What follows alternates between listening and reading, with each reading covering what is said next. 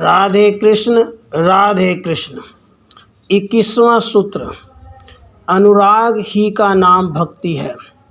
कोई कोई ऋषि ऐसा कहते हैं कि अनुराग दुख का कारण है, इस कारण उसका त्याग करना उचित है, परंतु यह बात ऐसी नहीं है, क्योंकि संग के जैसा इसका आश्रय उत्तम है।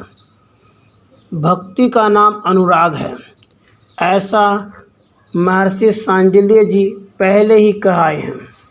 परंतु यदि जिज्ञासुगण अनुराग के विषय में और ऋषियों के विरुद्ध मत देखने से संदेह करने लगे, इस कारण उनके संदेह मिटने को इस सूत्र का आविर्भाव किया।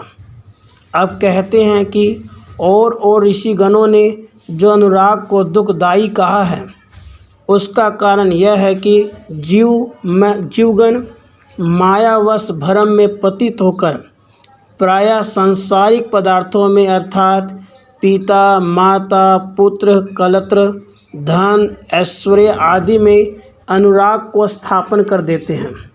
क्षणभंगुर अल्प दिन स्थायी पदार्थों में अनुराग रहने के कारण उस नाशवान पदार्थ का नाश होते ही जीव का वह अनुराग जीव के दुख का कारण हो जाता है। वास्तव में अनुराग का कोई भी दोष नहीं, परंतु जीव के प्रिय पदार्थों का स्थायित्व न होने कारण ही उस नाशवान पदार्थ से ही जीव को दुख होता है। अनुराग ही ने संसार में विषयों के साथ जीव का संबंध कर रखा था। इस कारण जीवगणों को विषय वैराग्य सिखाने के अर्थ कोई कोई महर्षि गणों ने अनुराग ही को दूषण लगाया है।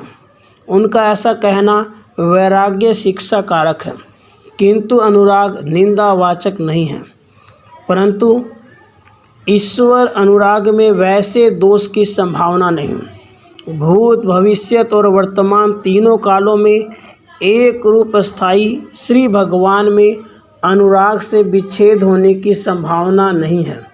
विषय रूप कुसंग में जीव के दुख पाने का कारण वर्तमान है, परंतु ईश्वर रूप सत्संग में दुख होने का कोई भी भय नहीं है। 22वां सूत्र, कर्मी, ज्ञानी और योगी से भी भक्त को आधिक्य शब्द में वर्णन होते देखा जाता, इस कारण वह श्रेष्ठ है। अब सांडिल्य जी आप्त प्रमाण द्वारा कर्मकांड, ज्ञान कांड और योग साधन से भक्ति की उन्नत अवस्था स्थापित कर रहे हैं। वेदों में देखा जाता है, पहले कर्म कांड, फिर उपासना कांड, उसके बाद ज्ञान कांड का वर्णन है, किंतु ईश्वर भक्ति का वर्णन सबसे स्वतंत्र ही आया है। वेदों में परमात्मा की भक्ति का वर्णन सकल स्थानों में ही है, परंतु ऐसा ही देखने में आता है कि उन तीनों कांडों के पीछे ही भक्ति का विशेष वर्णन किया गया है। विशेषतः उपनिषद समूह वेद के शेष भाग हैं और वे भक्ति वर्णन से ही पूर्ण हैं। इस विचार से भक्ति की श्रेष्ठता और इन तीनों कांडों के शेष में भक्ति का अधिकार ही सिद्ध होता है। श्री भगवान ने निज मुख से भी कहा है, योगी तपस्वी गणों से भी श्रेष्ठ हैं और ज्ञानी गणों से भी श्रेष्ठ हैं और कर्मी गणों से भी श्रेष्ठ हैं, तथा वे मेरे अभिमत हैं। इस कारण हे अर्जुन, तुम योगी बनो, श्रद्धा युक्त होकर मुझ में ही अनन्य चिंत रहकर जो मेरा भजन करते हैं, वे पुरुष सब योगियों में श्रेष्ठ हैं। इस कारण से ऐसे अनन्य भक्ति युक्त योगी मेरे प्रिय हैं। जब देखते हैं कि और सब अधिकारों के पीछे भक्ति का अधिकार वेदों में और निज भगवत वाक्यों में पाया जाता है, तो यह सिद्ध ही है कि भक्ति की अवस्था और सब अवस्थाओं से उन्नत है। 23वां सूत्र, भक्ति की यह श्रेष्ठता प्रश्न और उत्तर द्वारा सिद्ध हो चुकी है। अब पुनः भक्ति दर्शन के इस विचार को और भी दृढ़ करने के लिए सांडिल्य जी कह रहे हैं, यदि अब भी किसी के चित्त में संदेह रहे तो उनकी उपनिषद में श्रेष्ठ श्रीमद् भगवत गीता का पाठ करना उचित है, जिसमें भगवान श्री कृष्ण और श्रीमान अर्जुन में प्रश्न उत्तर संवाद से भक्ति की श्रेष्ठता प्रतिपन्न की गई है।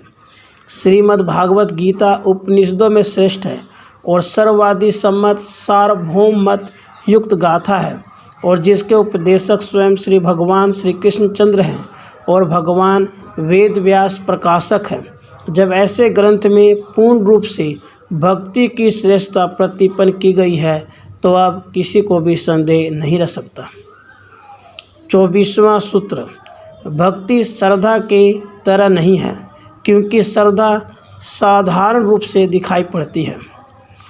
पूजनीय मनुष्य और पूजनीय पदार्थों में जो प्रीति होती है उसको श्रद्धा कहते हैं। जैसे माता पिता गुरु आदि में श्रद्धा, सत्कर्म सत्शास्त्रों में श्रद्धा, इस रूप से श्रद्धा साधारण प्रकार से ही देखने में आती है, परंतु भक्ति श्री भगवान के चरणों के सिवाय और कहीं नहीं रह सकती। एकमात्र भगवत प्राप्ति का नाम ही भक्ति है।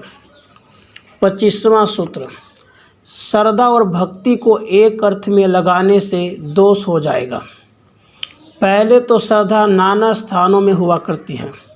द्वितीय, सांसारिक विषयों में श्रद्धा की स्थिति होने कारण श्रद्धा परिवर्तनशील है, परंतु भक्ति की स्थिति ईश्वर ही में होने के कारण भक्ति निर्विकार और चिरस्थायी पदार्थ है। इस कारण श्रद्धा को भक्ति के स्थान में आरोपण करना उचित नहीं है। जब तक ज्ञाता ज्ञेय और ज्ञान है तब तक की श्रद्धा अपना अधिकार स्थापन कर सकती है। जब तक प्रकृति का अधिकार रहता है तभी तक ही श्रद्धा रह सकती है, परंतु भक्ति पुरुष अर्थात ईश्वर कोटि का पदार्थ है। जब भक्त ईश्वर कोटि पहुंचकर भगवत प्रेम में लय हो जाता है तभी यथार्थ भक्ति का उदय होता है। भक्ति का उदय होता है। राधे कृष्ण राधे कृष्ण।